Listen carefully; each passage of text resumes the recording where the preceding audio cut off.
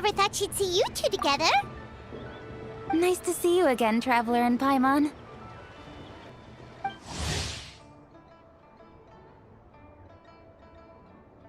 Oh, we're not interrupting anything, are we?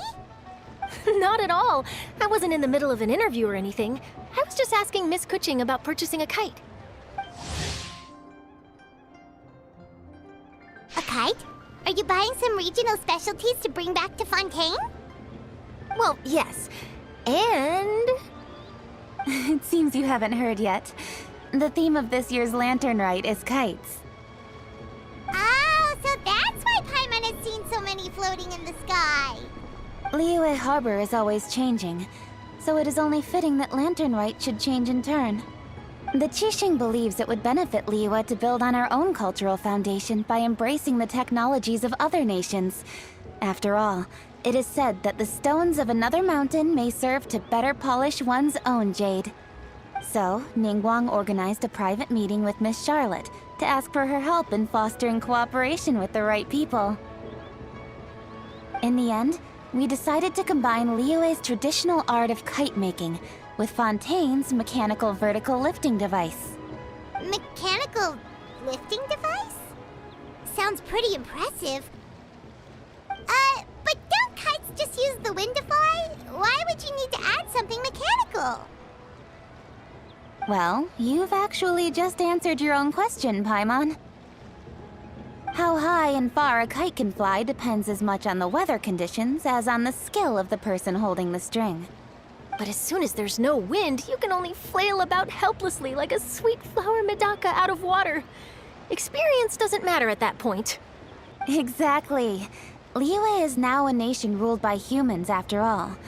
It's about time we had the power to make a kite fly, don't you think? Plus, the easier we can make it to enjoy, the more people will want to participate. Right? I also thought it was a novel idea. Plus, it shouldn't cost much to do. With Miss Charlotte's help, everything has gone smoothly. Our new mechanical kites are already available to purchase from a stall in the harbor. We're having trouble keeping up with demand. We also gave quite a bit of thought to the price. We didn't want it to be too much more expensive than a traditional kite. Cool! Turns out you two and Ningguang like playing with toys just as much as Paimon! Toys? They're not exactly toys. You see, Miss Kuching, that does seem to be everyone's first reaction. Although kites are one of our most time-honored cultural relics, outside of their use in certain ceremonies, I suppose they're considered playthings more than anything now. But to me, there's so much more than that. Think for a second about how remarkable it is that a flimsy paper kite attached to a string has the capacity to touch the sky. It is this slight piece of paper that also carries the weight of Liyue's cultural traditions. There's an old poem that goes, "O kite born of paper, flying true in sound, a lone traveler wanders, just waiting to be found."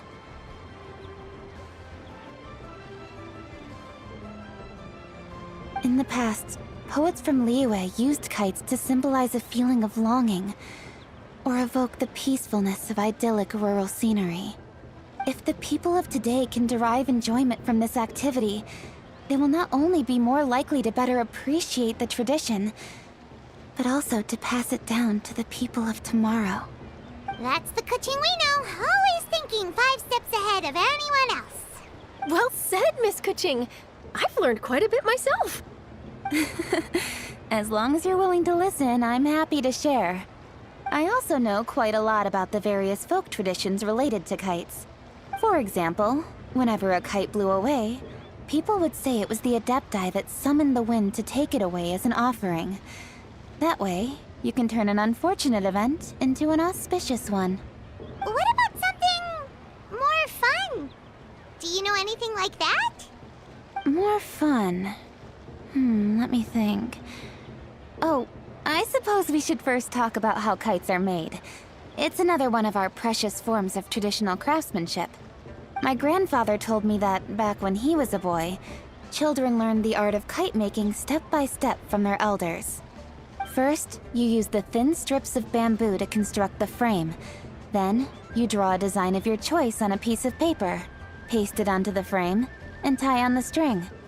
Then, you look towards the sky and release the kite to soar among the clouds. Some people write down certain names or desires on their kites, cut the string, and let them fly free. Others may place particular thoughts or meaning into the design itself. Are certain designs associated with certain meanings? I'm gonna jot all of this down.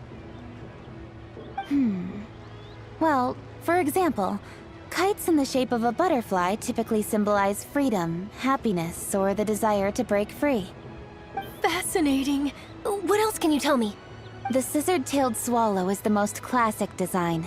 It symbolizes good fortune and joyful tidings. Different colors also have small variations in meaning. Are these commonly understood meanings and symbols in Liyue? Kind of like the language of flowers in Fontaine. I believe so. Most have probably heard something about it from their elders at some point. If you're interested, Miss Charlotte, I have several books on the topic that I could lend you. They could be a useful reference. That would be a huge help! Great! Looks like I've got the outline for quite the article on my hands. Perfect! We're gonna take a look around. Then I'll show Miss Charlotte to my home for a little while. I almost forgot. The Ministry of Civil Affairs is hosting a kite flying contest on the night of Lantern Rite. If you're interested, you're more than welcome to bring a kite and participate. The rules are simple. Whoever flies their kite the highest and furthest within the time limit will receive a special honor along with a secret prize. I've already prepared more than enough empty film for the event. I can see the spectacle already. Oh, Paimon was on board the moment you said secret prize. Then I'll look forward to seeing your performance. You bet! See you then!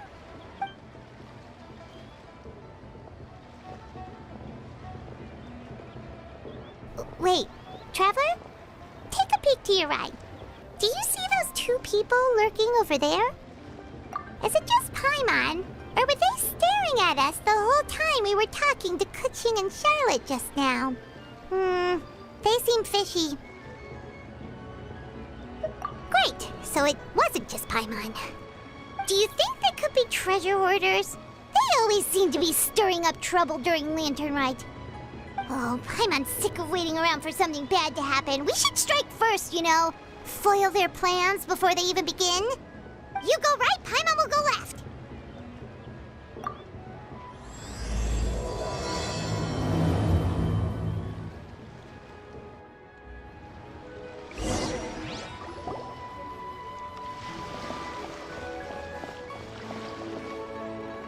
Oh. It is with such an air of urgency that you appear before us. Your comportment suggests you believe us to have committed some heinous crime. Perhaps you could enlighten us as to your intentions. Whoa, where did this fuddy-duddy come from? You should be the one doing the enlightening, buddy.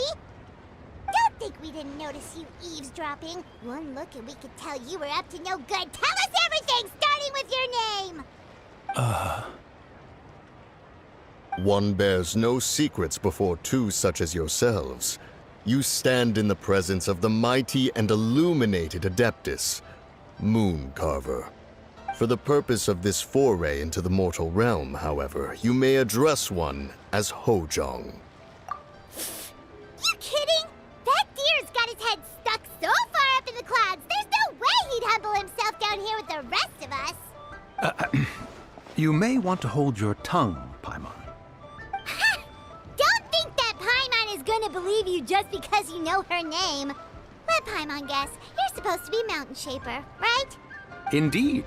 Mooncarver and myself have descended upon the mortal realm for a visit. The two of you may call me Jiahu. Huh. Looks like you did your research. But in our experience, the harder you try to lead us on, the more likely it is that we've got a big fish on our hands. We'll go straight to the Millilith and have you arrested for impersonating a death guy. Preposterous!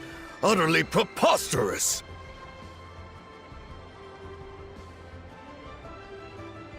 Right. Tell us something that only an Adeptus would know.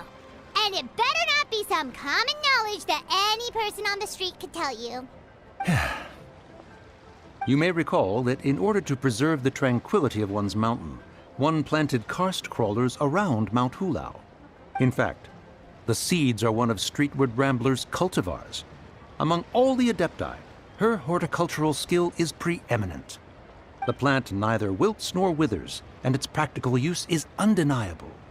Yet it does require quite the upkeep. After a while, one tires of the effort. Thus, one had no choice but to foray into town to inquire from Streetward Rambler a gentler and more easily managed variety. On your way, you were accosted by a group of youths, and without revealing your true form, were unable to extricate yourself of their presence. If one's memory serves, Streetward Rambler had to personally come to your rescue. How did you come into possession of such knowledge? The young lass, Yao Yao, keeps no secrets from Cloud Retainer.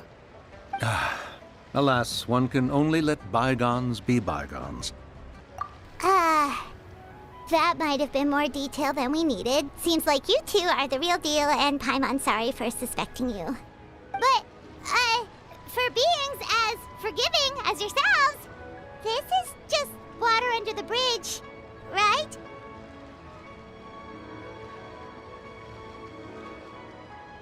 You indeed have an agile mind. Cloud Retainer was not mistaken in her high estimation of you. Paimon's still curious about something. It's just, Paimon can understand why Mountain Shaper is here, but why did you decide to come to the city, Mooncarver? It's not really your thing, is it? It is but an inevitable eventuality. Long have the mountains remained strangely idle since Cloud Retainer's move to Liyue Harbor. With Lantern Rite near at hand, one would expect Cloud Retainer to provide us with an account of the festivities in advance. Yet to this day she has failed to appear. Cloud Retainer is hardly the forgetful sort. One must never rest idle in the face of that which demands action. And since our acquaintances dwell in Liyue Harbor, we had to travel here in human form to avail ourselves of their aid, Cloud Retainers in this case. But a moment ago, one heard you speak of a mechanical kite of sorts. It appears the essence of the situation has hitherto revealed itself. Now it is time for one to retire back to one's abode. So, you're not looking for Cloud Retainer anymore? Perhaps there are aspects of Cloud Retainer's temperament that remain opaque to young Paimon. Given one's understanding, one can only imagine the anger that now consumes her. Cloud Retainer is of a proud and arrogant disposition. She holds the belief that her skill in mechanics surpasses that of all others. One can be quite certain it is hardly with an open mind that she regards the arrival of this new technology. One surmises that she has shut herself away, refused all company, and buried herself in the study of her own creations. To call on her would only invite her rebuke. However, if you do happen to cross paths with her over the next few days, do pass along one's regards. Sure, leave it to us. Have a safe trip back, enjoy the scenery, and happy Lantern Rite! Thank you for your kind words. We shall now depart. We got all worked up for nothing, huh? All that trouble and it turned out to be people we knew all along! Well, it's still pretty early. Let's head over and check out the kite stalls. Paimon wants to see what kinds of kites we can buy to use in the competition. The bigger and prettier